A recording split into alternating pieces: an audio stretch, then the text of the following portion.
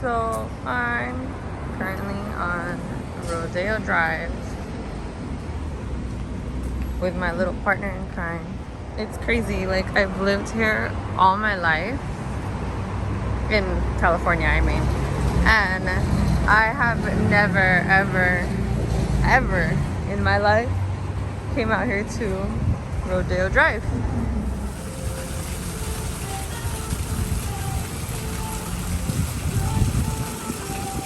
These stairs are gorgeous to come down in like a really pretty dress. I did not get like anywhere near ready like I would have wanted to coming out to Rodeo Drive. But I mean, it's the summer, clear skin is in. Why not? We did see a cafe on our way here where we parked. Actually, that area is like super pretty. I am gonna get a couple pictures there. I think you guys are gonna think it's really nice. So since I'm walking, maybe I should finally do my video for my Q&A. So when did you know you were in labor? So I went into labor the Thursday before I had her. I think I had her on the 29th. So that was the 27th. I had gone to my last doctor's appointment. They did their checkup or whatever, and she said that I was about 2 centimeters. I didn't go into labor then, and I wasn't having contractions then. I went to get a pedicure, a manicure, because I was like, I still got time. She's gonna get induced, blah, blah, blah. By the time I got out, it was like 6 o'clock. I remember sitting in my car, and I felt like the first like squeeze to my abdomen. And I was like, whoa, what the hell was that? Slight pressure, didn't think anything of it. And then I felt another one 5 minutes later. Then I felt another one 2 minutes later, and I was like, are these contractions or are these Braxton Hicks? So I let it go, and I kept waiting and waiting. It went on throughout that evening. I remember going with my boyfriend to Costco and to Walmart, and they just kept coming every 5 minutes. I was doing this on the shopping cart, and I would tell him, give me a second, let me breathe. Finally, we went to the hospital like around 11 o'clock at night that day, and they sent me back home.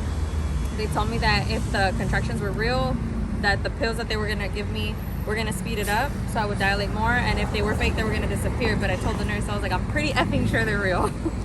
So that's when I knew that I was in labor. So the next day, well, like going into the night, because we got home like 1 in the morning, the pill maybe didn't affect on me for like, I would say like 3 hours at most. I woke up like back again, like at 5:36 in the morning, and I could feel the contractions again. They felt way stronger than they did the day before. So I was like, these contractions are for sure real. But because you know how dumb it is that they tell you like wait at home if you're not X centimeters dilated, which I don't know how you would know that. And then they would tell you, you know, count the contractions. If they're X time apart, you know, stay home. So I think my contractions stayed at 5 minutes the entire freaking day. I spent probably like half of my day inside of my bathtub, and that's probably the only time I could sleep. I remember the longest contraction, like the longest space between the contractions was about 20 minutes, and I only slept in probably those 20 minutes. My boyfriend kept trying to bring me food. I just did not want anything. I think the only thing that I really like took in and like drank was a boba, and that was thanks to like that was thanks to my sister-in-law. She actually had ordered one for me, so that was the only thing I did. Once the day went through and everything, like my daughter was moving less and less, and that's when it started to like really kind of alarm me. So I remember I called the doctor and I told them, and they're like, okay, yeah, you know, like if you can't feel your daughter or she's moving less, you know, come in. Thank God, like I never went through like not feeling her at all, because I would feel her move, but she wasn't moving as much as she was or she used to. So I went in, like I showered, I went in again at like 11 o'clock at night, 11:30. Don't ask me why that time, it's just that's the time I got there. We took our bags, we took everything. My sister-in-law drove the car. We went, they admitted me into one of the, like, I guess it's like a room where they just kind of like pre-check you. I can't think of the word right now. And they hooked me up to the machines, checked the contractions. checked her pressure, and they confirmed probably after like half an hour that every time I would get a contraction, which they were still 5 minutes apart the whole day. At this point, I was in labor for almost 30 hours. They told me, mind you, no pain medication at that time yet. And they told me, like, you know what, we did confirm that your daughter's pressure is dropping when you're getting a contraction. So that scared me. And they told me she could possibly have the cord wrapped around her body. So every time it like pressures, it's like squeezing her. I remember at that point I got really upset because I had been there the day before, and just to think that my daughter was going through this the whole time that I had been in labor and I was feeling the pains, it really pissed me off, because I was like, well, why didn't the doctors notice that the day before when I was here? She could have been here already and she wouldn't have been going through that. So at that point they admitted me, took me to a labor and delivery room. We hadn't told my mom yet, because I told my boyfriend that I wanted to tell her like when we were a little bit closer to having her. I stayed in labor more. I think they gave me something to kind of speed up the labor.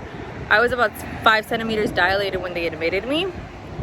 And I remember the contractions got to about 2 to 3 minutes apart when I just told him, you know what, I can't do this anymore. I need to get the epidural. And I wasn't going to do it. I didn't want to do it. But at that point, like, I had already been in pain and in labor for so long that I just had to. I absolutely had to.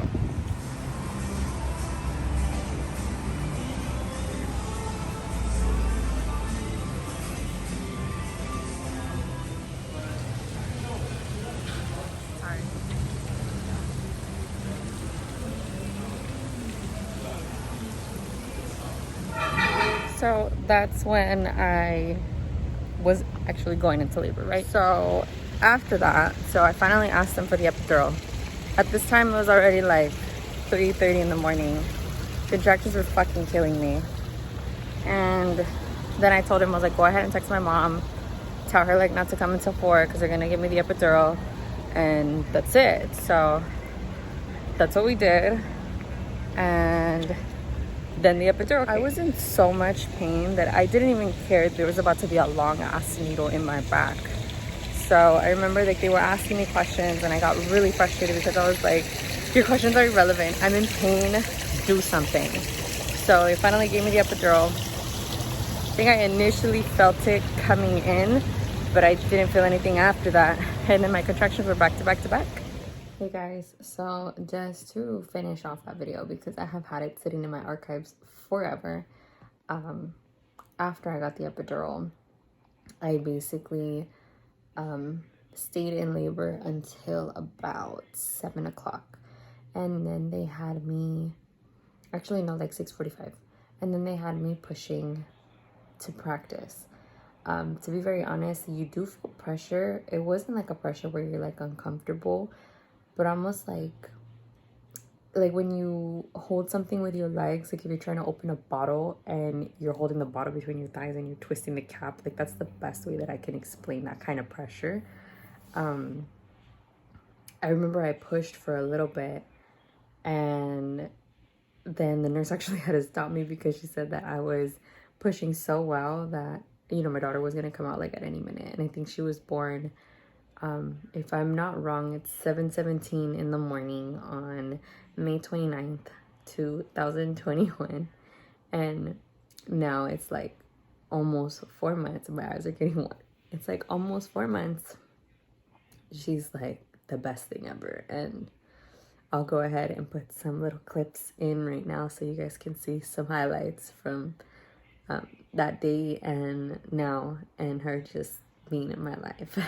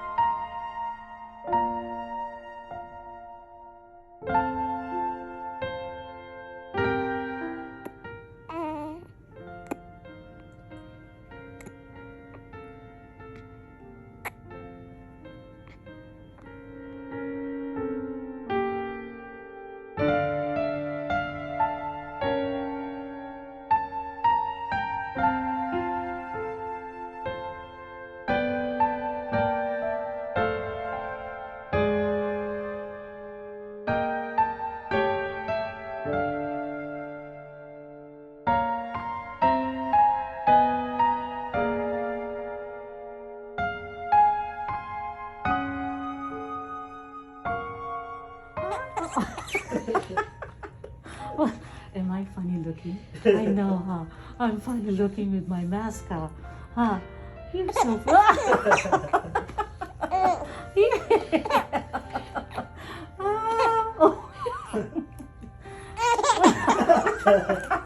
Uh-oh. Uh-oh. Uh-oh. Uh-oh. Uh-oh. Uh-oh. No?